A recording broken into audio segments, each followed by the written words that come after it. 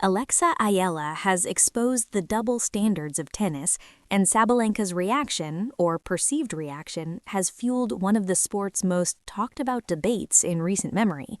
The quiet Filipino teen, once a junior champion and a promising left-hander from a country rarely mentioned in elite tennis conversations, suddenly ignited discussions about fairness, recognition, and opportunity.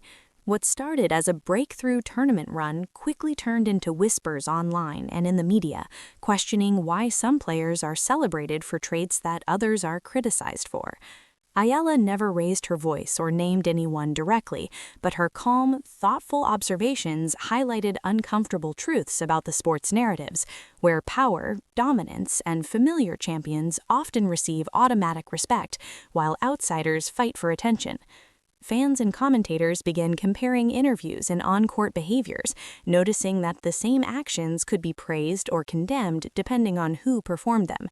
Sabalenka's name surfaced repeatedly, not because of anything she said or did, but because she represents the pinnacle of the system Eala was questioning.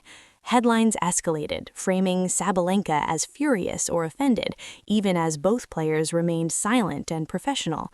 The tennis world became divided. Discussions shifted from forehands and footwork to fairness and privilege, and the story took on a life of its own. Eala never attacked anyone. Sabalenka never responded publicly. What existed was projection, not rivalry. Yet the narrative captivated fans because conflict is easier to digest than nuance. In the end, tournaments continued, new names emerged, but a lingering question remained. If a young player can quietly expose a system's discomfort simply by speaking honestly, and silence can be misinterpreted as fury, what does that say about how we consume sports today? Both Eala and Sabalenka carried on with their careers, and in doing so, tennis was forced to look in the mirror, even if only briefly. The most dangerous truths, it seems, aren't shouted, they're quietly noticed. As the tennis world slowly absorbed the implications, Eala's rise began to inspire a deeper conversation about the sport itself.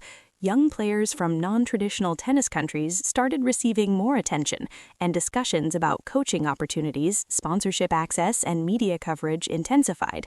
Analysts revisited match footage, not just to critique technique, but to explore why certain players were elevated, while others were quietly sidelined.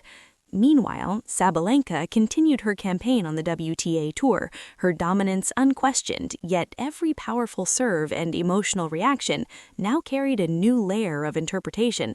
Fans dissected not just the outcome of matches, but the fairness behind every point, every accolade, every moment of recognition. And yet, despite the storm of narratives swirling online, both players remained grounded. Aya focused on growth and consistency, Sabalenka on refining her game.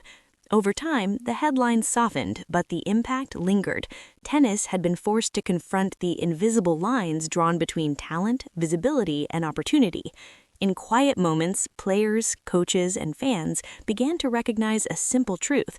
The game isn't only about forehands and footwork, it's also about who gets seen, whose voice is amplified, and how courage, even when calm and understated, can challenge long-standing norms. By continuing to play their best tennis without yielding to pressure or provocation, Eala and Sabalenka showed the world that strength comes not just from winning matches, but from maintaining integrity and focus amidst the noise. And in that quiet defiance, the sport glimpsed its own reflection, messy, imperfect, and human, but perhaps capable of being better. The ripple effects of Eala's calm yet pointed observations continued to reshape the conversation around tennis long after individual matches concluded. Coaches and commentators began asking new questions. Why do certain players receive leeway for emotional outbursts, while others are labeled temperamental? Why do some victories earn applause and others skepticism? These questions, once whispered in locker rooms, became part of public discourse, and the sport itself was forced to reckon with its biases. Eala, meanwhile, stayed remarkably composed, letting her tennis do the talking. Each match was a demonstration of skill and resilience, yet every victory now carried a subtle symbolism, proof that talent and determination could break through systemic invisibility. Sabalenka, a player long celebrated for her power, intensity, and unapologetic drive, continued to excel, yet her scrutiny on her reactions and demeanor intensified, as if the sport's magnifying glass had shifted in response to Eala's quiet challenge. Social media became a battlefield of interpretation. Clips of interviews, handshakes, and match celebrations were analyzed endlessly, dissected line by line. The same phrase or gesture could be read as humility, arrogance, or entitlement, depending on who executed it. Fans argued passionately over fairness, recognition, and respect, while Eala and Sabalenka largely refrained from engagement, understanding that in today's world, silence itself is amplified. And in that silence, the audience found narratives, assigning meaning, projecting emotion, and sometimes creating conflict where none existed. Beyond the headlines, Eala's emergence sparked conversations about opportunity and access in tennis globally. Young athletes from non-traditional tennis countries now dared to dream bigger, believing that visibility could be earned through performance and voice, even if subtle. The sports institutions faced pressure, consciously or not, to acknowledge inequities, to examine why some talent was nurtured while others struggled for recognition. Eala never demanded change, she simply pointed out inconsistencies, leaving the rest to notice for themselves. In the midst of it all, both players exemplified different forms of strength. Sabalenka's dominance remained a testament to experience, power, and mental toughness, while Eala's rise symbolized integrity, focus, and courage in the face of systemic imbalance. The tennis world, ever hungry for drama, tried to frame them as adversaries, but in reality, the tension was never personal. It was structural, cultural, and perceptual.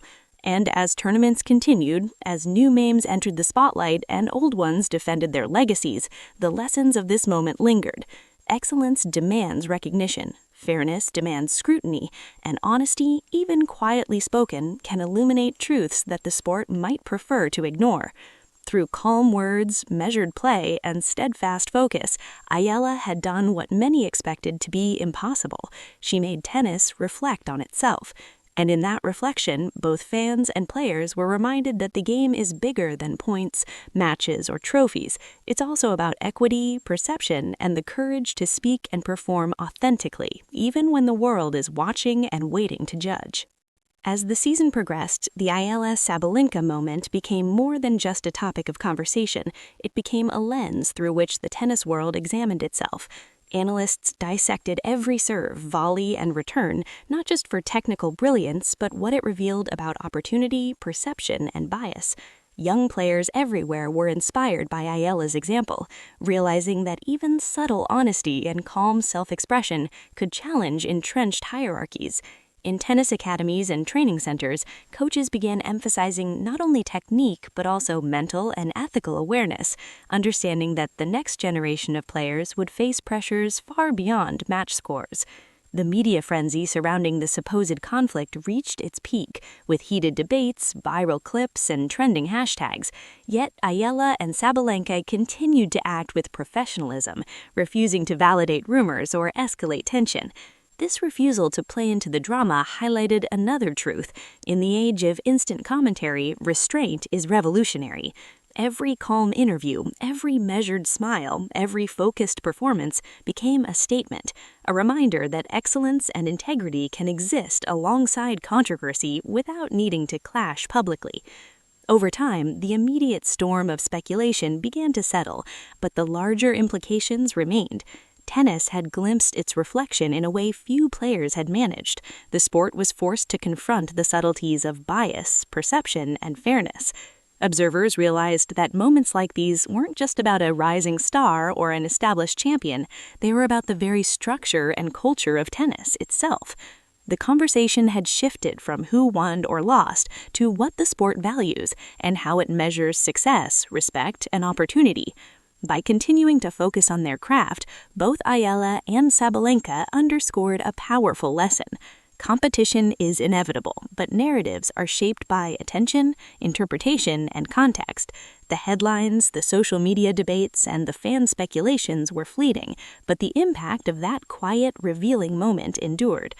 For tennis, for fans, and for future players, it was a reminder that power, privilege, and perception are as much a part of the game as serve speed and footwork, and that sometimes the most explosive truths aren't shouted, they're quietly noticed and deeply felt. As the months unfolded, the Eala Sabalenka episode became the touchstone for how tennis, and sports in general, handle scrutiny, narrative, and fairness.